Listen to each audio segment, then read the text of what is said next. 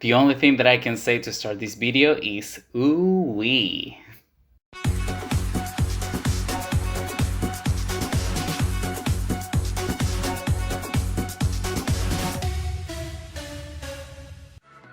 Hello guys, one more time and welcome to Ring Royalty. My name is Alexis, as you already know, and here today I am bringing you a new episode of Rise and Fall.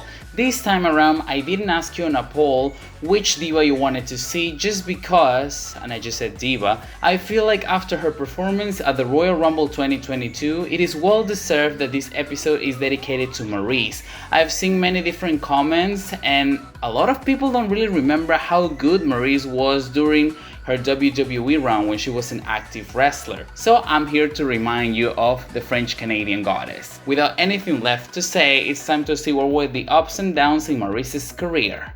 Let's see the rise and falls of Maryse.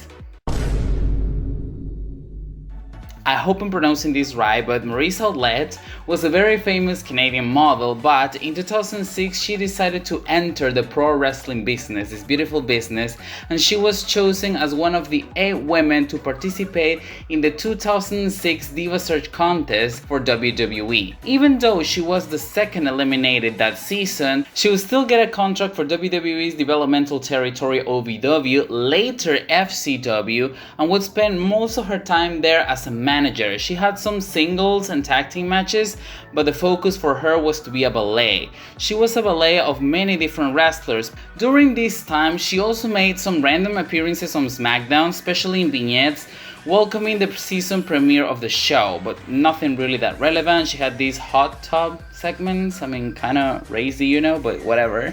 And she also got one appearance on Monday Night Raw when Maryse, alongside many of the other divas, including Ashley and Tori Wilson, promoted Timbaland's single Throw It On Me. They were featured in the music video, and that is why they got a segment to promote this single. For me, it was very surprising that WWE gave Maryse the chance to be featured as a WWE superstar in a very famous singer's music video, considering she was not on Raw or SmackDown and was barely known for anyone in the crowd, but that means WWE definitely trusted Maryse and saw her as someone valuable for the company. That's a good start if you ask me. She made her debut in early 2008 by participating in many different competitions alongside the Smackdown divas like obstacle courses or bikini contests, until she had her first match in March that same year, teaming up with Victoria to face Michelle McCool and Cherry in a tag team Wet and Wild match. Is that even a thing? I didn't remember this was a type of match, to be honest, but it did what it had to do. This was the first time SmackDown crowd could see Maryse in the ring.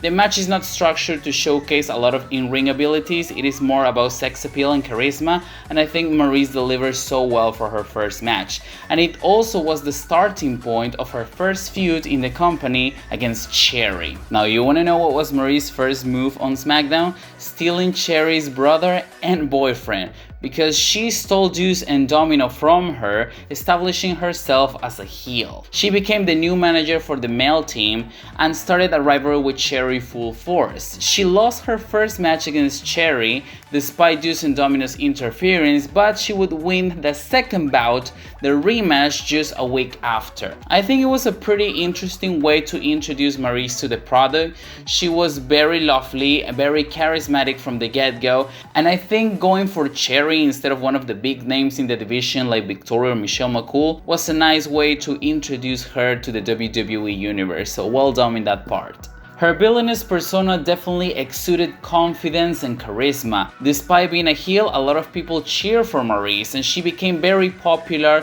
in no time. That was proven when Vicky Guerrero announced that they would introduce the Divas Championship for the SmackDown Women's division, and she arranged 2 Golden Dreams Star on a Pole matches. Maryse didn't win neither of them, but the crowd was chanting every time that she was about to reach the star, showing that they were invested in her character. She showed a couple moves and we saw that she was improving in the ring by that time, but she wasn't championship material just yet. Despite all of this, I think the character progression as well as in-ring progression for her were very nice. I really enjoyed this Smackdown run, to be honest. The Smackdown run was really good.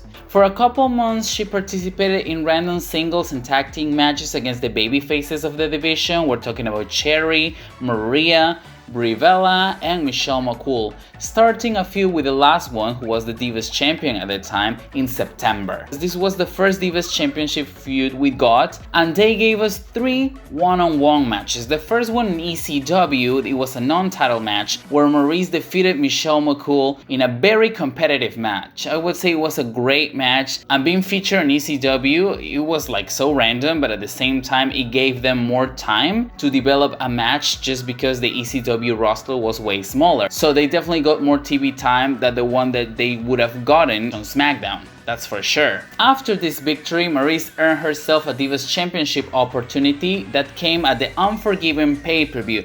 Such an underrated but fantastic match. I just don't understand how many people slept on this match. It was so awesome, it had many great spots, it was hard hitting. It wasn't a long affair, I would say around 7 minutes, but it was a very solid Divas Championship match. I really love this one. And then a week after, she got another title shot against Michelle on Smackdown. This wasn't my favorite match out of the rivalry, but it was still very decent. So I would say they delivered pretty well. Now, speaking about Maryse's in-ring ability, the best showcase of all her career, at least to me, would happen at the Survivor Series 2008 pay-per-view when the Smackdown Divas faced the Raw Divas in the traditional Elimination 5-on-5 tag team match. In my view, this was the match that catapulted Maryse to stardom. Let me tell you why. It had absolutely everything for Maryse, not for the rest of the divas, but I mean, we're talking about the French-Canadian one here. First of all, we got storytelling, because Maryse and Michelle were on the same team just because they were part of the same brand, but they couldn't stand each other. That's why Maryse distracted Michelle McCool and cost her the match. She was eliminated early despite being the captain. It made a lot of sense because Maryse was defeated by Michelle twice in championship matches, and they acknowledged it in the middle of the match. It was so rich to me. And then Maryse also had an impressive in-ring work in this particular match, scoring 3 eliminations, the most eliminations of any woman in that match and in any Survivor Series elimination tag team match in a while. She eliminated Kelly, Mickie James, and Candice Michelle, and was the last woman standing for the Smackdown team against the women's champion from Raw, the Glamazon Beth Phoenix. And what a face-off that they had. Maryse didn't back down 1 second from the Glamazons kicking her. The French TKO, that was the first time we saw that heel hook kick hitting the back of Beth Phoenix's neck. For a second I thought Maryse was winning the match, and the crowd was so invested in it. Even if it lasted about 2 minutes, the face-off was so good. Ultimately, Maryse would be defeated after a Glam Slam. Nonetheless, the showcase that she received in this pay-per-view was so awesome. It put her in the map of the women's division.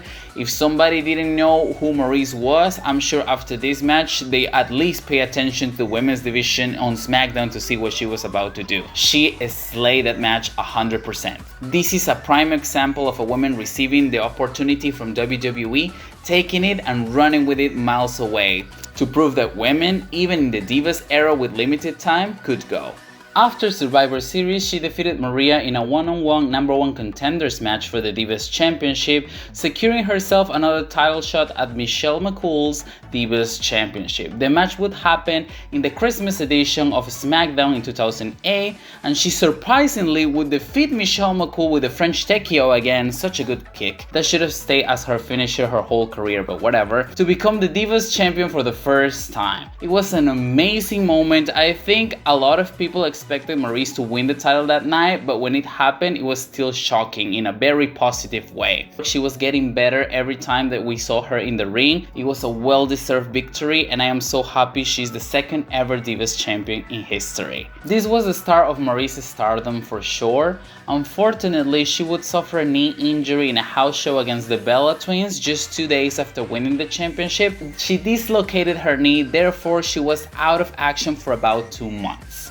She came back on March 2009, featuring an episode of Monday Night Raw, where she was on commentary alongside Raw Women's Champion, Melina. She would assault Melina after a Divas tag team match, starting a rivalry between the SmackDown Divas and the Raw Divas.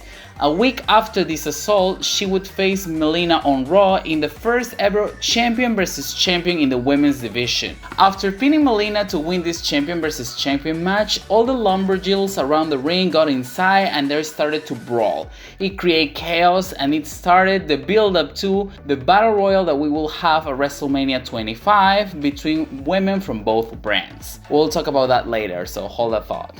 Meanwhile, all of this chaos happened, she was still competing on SmackDown and had her first title defense on March 27th, defending the title against the former champion Michelle McCool. 3 months after winning the championship, she's finally having a title defense. I mean, I understand an injury happened and there was also this multi-branded rivalry going on, but 3 months? I mean, come on. To make things worse, this match would end in a double disqualification when the returning Gail King would assault both competitors and lay them both down in the mat just to prove that she was next in line for a Divas Championship opportunity. I mean, having Maryse's first title defense end like this? How underwhelming, right? After this championship match, WrestleMania arrived and we have the Miss WrestleMania 25 Women Battle Royal. She entered as Divas Champion, becoming the first woman ever to enter WrestleMania as the Divas Champion. Unfortunately, you all know what happened there, who won, and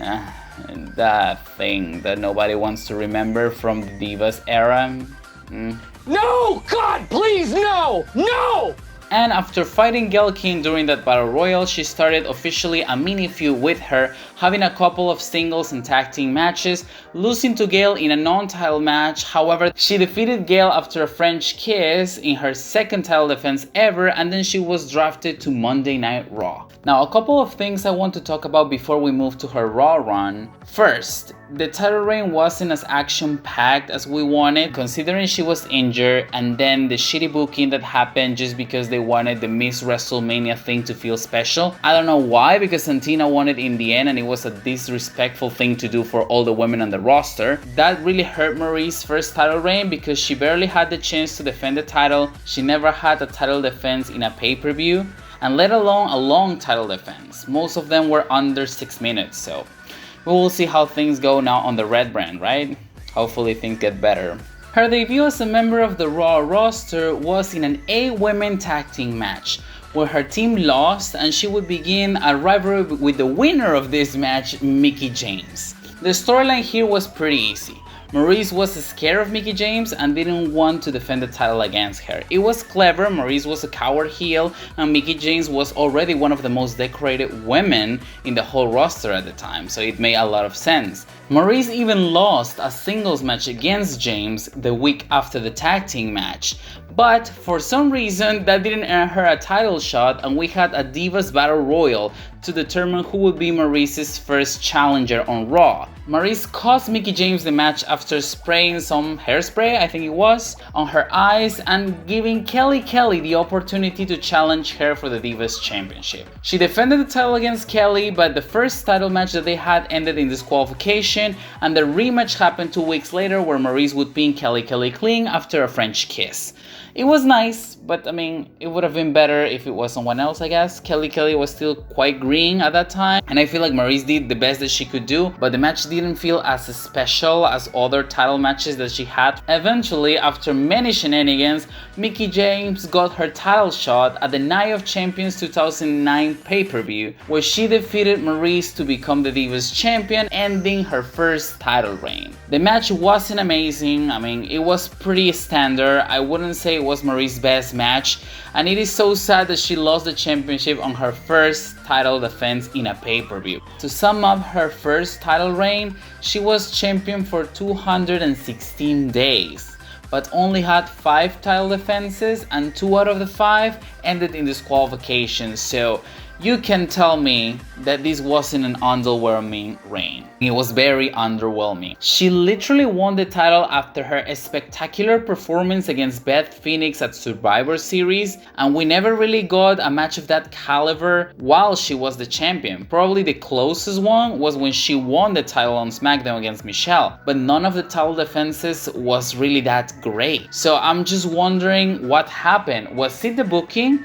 Or maybe her knee injury was more serious than we thought and she couldn't go as fast or as hard as she used to do before. I would just say I still love Maryse for everything that she accomplished on her first year in the company and in her first title reign, but I really wish she could have done way more than that. Right after losing to Mickie James, she underwent knee surgery. That's why I think maybe the knee was fucked up. And she missed 4 months of competition due to this procedure. She came back in November of that same year after a 6-diva Thanksgiving tag team match, destroying and beating the hell out of the Divas Champion at the time, Melina, while she was dressed as the Goggly Gooker, fashion icon at its finest. Then she revealed a very hot dress and everybody loved that, although it was a bit awkward when she was trying to get it off. Her return was booked strong. She defeated Melina in a tag team match the week after the attack, and 2 weeks later she would defeat Gail Kim clean in a one-on-one match, then attack Kelly just to be stopped by Melina. Melina was the savior of the division, the protector, kind of like Xia Li now, and Maryse was just this evil villainess that wanted her title back at any cost. Unfortunately, once again, injuries got in the way, but this time it wasn't Maryse. In a house show on January 2010, Melina would suffer an injury and would vacate the Divas Championship. Therefore, a tournament was started to crown a new Divas Champion. Maryse was very successful in the tournament, defeating Brie Bella on the first round and then Eve Torres in the semi-finals to reach Elimination Chamber pay-per-view against Gail Kim in the finals to crown the new Divas Champion. For some reason, once again, WWE decided to leave out the Divas Championship match from a pay-per-view because Vickie Guerrero interrupted the finals when it was about to start and decided to turn the match into an inter-promotional tag team match, where Maryse and Gail, who were opponents, now would have to team up to face Lay Cool from SmackDown. Maryse abandoned her partner because she didn't give 2 shits about Gail Kim, and obviously they lost the match. Maryse attacked Gail Kim afterwards, and that set the final of the tournament the night after the pay-per-view on Raw, where Maryse would defeat Gail Kim to become the first ever two-time Divas Champion in WWE history. Maryse became a target of all the baby faces in Monday Night Raw, so she was enemies with Gail Kim, Kelly and Eve Torres. All of them attacked Maryse in an Raw episode on the way of WrestleMania, and then out of nowhere, Lay Cool came out and defended Maryse, which makes no sense because they were just enemies at the Elimination Chamber, so what the hell was that? And this cute little segment purpose was to set a 10 women tag team match at WrestleMania 26. Michelle McCool's team, featuring Layla, Maryse, and Vickie Guerrero herself, would face Beth Phoenix team, featuring Kelly, Eve Torres, Gail Kim, and Mickie James. It was a nice little tag team match, nothing special, nothing great, but this also made Maryse become the only woman in history to enter 2 WrestleManias as Divas Champion. The only thing that I hate about this accolade of hers is that she never really defended the title at Mania. She was always relegated to these multi-women matches, but I mean, we're talking about the Divas era, so that's what they had to do back then. After a Hawk Splash, Vickie Guerrero pinned Kelly to give Maryse's teams the victory. She was successful at WrestleMania, got her first victory, but unfortunately the night after the pay-per-view on Monday Night Raw, we have a rematch which lasted only 2 minutes, but Maryse would take the pin against Eve Torres. That gave Eve Torres a Divas Championship match a couple weeks later on Monday Night Raw, and Eve Torres surprisingly would defeat Maryse in her first Divas Championship title defense. I completely understood when she dropped it to Mickie. There was a lot of storyline behind it, and Mickie James was already a legend. But Eve Torres, she was a newbie, and there was absolutely no background story, there was no rivalry, there was no anything. For me, this was definitely the downfall of Maryse as a singles competitor in WWE. She later tried to regain the title by facing Eve Torres twice. First in a one-on-one match at Over the Limit, and then in a fatal 4-way match against Alicia Fox, Gail Kim, and Eve Torres obviously, but lost both of them. She was unsuccessful to regain the Divas Championship, and after that she would never get another title shot again. Get ready for Maryse's downfall. Get ready. After losing that fatal 4-way match for the Divas Championship, Maryse stepped aside of the Divas division for a bit and decided to align herself with Ted Dibiase Jr., someone she had already worked with in the developmental territory, and they began an alliance. She became the manager that he needed, and they looked so good together. I mean, it was the $1 Million Man with a woman who looked like $1,000,000. I mean, what else can I say? In July, Maryse accompanied Ted Dibiase to participate in the Money in the Bank ladder match.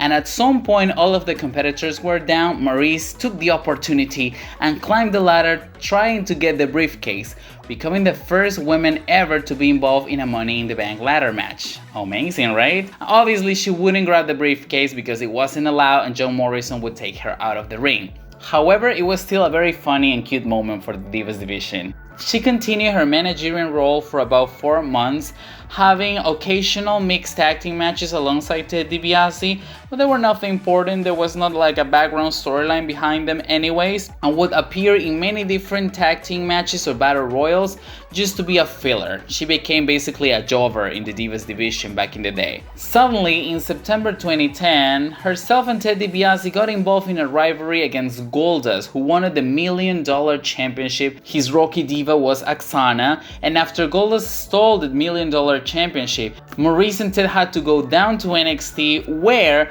they faced Goldust and Aksana in a mixed tag team match. I really enjoyed that match. Aksana was so green. It was the first mixed tag match that they had, which had some sort of storyline around it, and it was very nice. I think Aksana portrayed this babyface persona, this underdog, pretty well.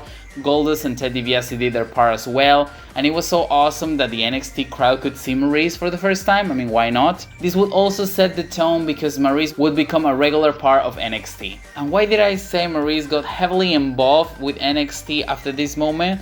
It was because on season 4, Ted Dibiase and Maryse were chosen as pros for Brodus Clay. And this is where the relationship between Ted and Maryse started to deteriorate. They had completely different points of view. Maryse didn't want to be there. She was so bored. She was so tired. Ted Dibiase was putting some effort into making Brodus Clay the next breakout WWE superstar.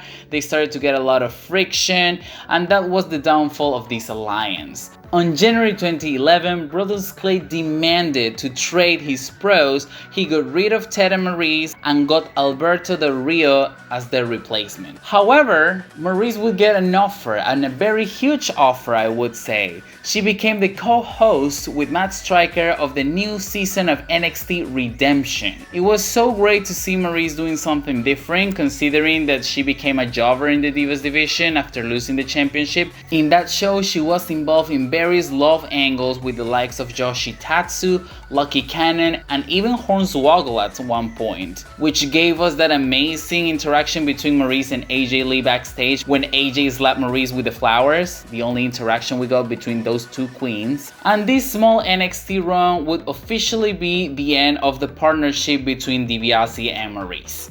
Meanwhile, she was a star in NXT, co-hosting and having many different long segments and storylines. She was still jobbing to the likes of Kelly Kelly, Eve Torres, and Natalya on Raw for the first half of 2011. The most relevant thing that she did in Raw was basically getting attacked by Karma. So you see how the booking got for Maryse on the main roster? In July of that same year, she had her last match where she teamed up with Melina, another veteran that got turned into a jobber, in a losing effort against the Divas Champion at the time, Kelly Kelly, and Eve Torres in a tag team match. 2 weeks after this tag team match, Maryse would be released and we wouldn't see her for a couple years. I don't know if it's just me, but despite Raw being probably the most important show of WWE back then, I feel like her Smackdown run was way better. She got the opportunity to show more on SmackDown. She had better matches there, better storylines. I love her rivalry with Michelle McCool and how she got the championship. And I feel like on Raw, nothing really happened for her. Maybe the partnership with Dibiase was the most relevant thing that she did there. These last 6 to 7 months in her career, I feel like diminished everything that she accomplished during her first year in the company. And I feel like that's why some people don't remember how awesome she was and what a great representative of the Divas division she was while being an active competitor. It is not her fault that she wasn't booked properly the last couple of months she was in the company. We wouldn't see Maryse for a long time when suddenly, the Raw after WrestleMania 32, she came out of the crowd and slapped the taste out of Zack Ryder's dad, who was in the first row, distracting him and giving The Miz the opportunity to hit the skull-crushing finale finally to win the Intercontinental Championship. And after this moment, Maryse became a regular manager of her husband in real life, The Miz, for many months, helping The Miz cheat and retain the Intercontinental Championship against many different contenders like Dolph Ziggler, Kane, and Dean Ambrose. However, everything would change on February 2017, when The Miz and Maryse began calling themselves the It Couple, but they had to face another couple on the other side of the ring this time around, and it was Nikki Bella and John Cena. For me, the build-up to the mixed tag team match at WrestleMania 33 was so awesome. They really did a great job with the build-up. The comedy characters and the comedy spots were on point from the It Couple. However, they didn't like amazing heartfelt promos either. Both Miz and Maryse delivered so much emotion in their promos. Some of them really looked like they hated John and Nikki. And in spite of the build-up being so fantastic and entertaining, the match itself was just meh. Maryse didn't even get the chance to slap Nikki Bella. Once the Bella got inside the ring, the match was basically over. She ragdolled Maryse however she wanted to and defeated her, making John and Nikki Bella have their heartfelt speech moment and, you know, the marriage proposal that we saw later on. After this match, Maryse stayed by The Miz's side once again for many months, still helping him win matches until September 2017 when she left due to pregnancy. We wouldn't see Maryse for 10 months until a surprise return on July 2018. She came back specifically to help The Miz in his feud against Daniel Bryan. And if we talk about Daniel Bryan, you know that means Brie Bella got involved in the rivalry as well. This particular couple's feud gave Maryse the chance to main event SmackDown and had her first singles match in over 8 years against Brie Bella in the main event of SmackDown. Unfortunately, this match was not really a match. There was barely any offense. They got about 2 or 3 minutes. Maryse was just trying to escape the match every 5 seconds. I hated when they made her look like she was afraid of everyone. Did they forget she's a 2-time Divas Champion? Like, whatever. And the bout ended in disqualification after Bryan and The Miz got involved in the match. This led to a mixed tag team match at the Hell in a Cell pay-per-view 2018, where Maryse, despite running away most of the match, was the one that actually got the pinfall. She rolled up Brie Bella for the 1-2-3, giving her team the victory. It wasn't really that amusing, but at least she got a win under her belt, right? I mean, she couldn't get Nikki, but she got Brie. That's 1 out of 2. It isn't that bad, is it? When that mixed feud was over, Maryse disappeared for many months, only making special appearances every now and then, but she wasn't a regular manager anymore. She also got pregnant for the second time, so that's why she was away from the TV.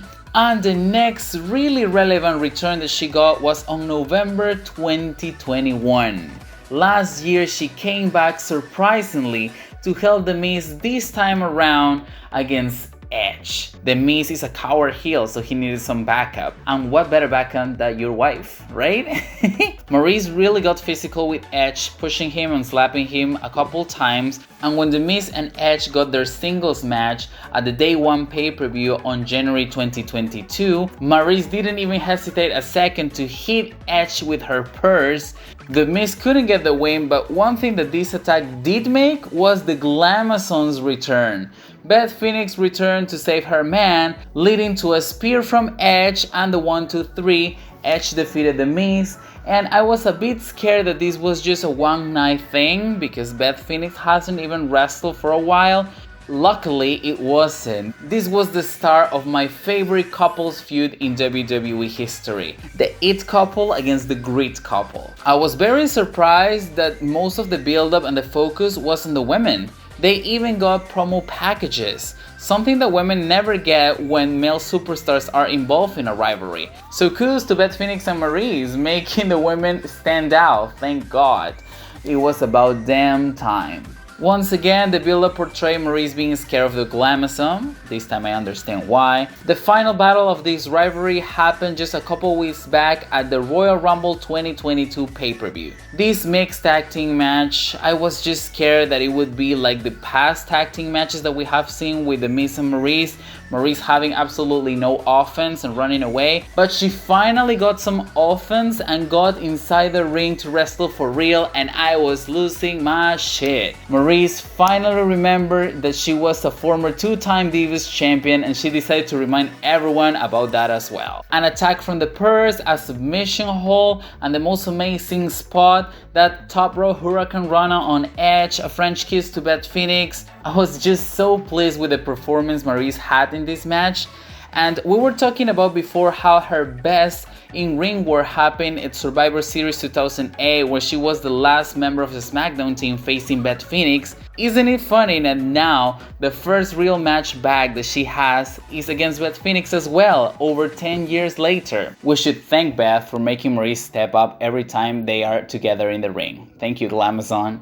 The Miz and Maryse lost the tag team match after stereo glam slams from Edge and Beth Phoenix, but I don't really care about the result.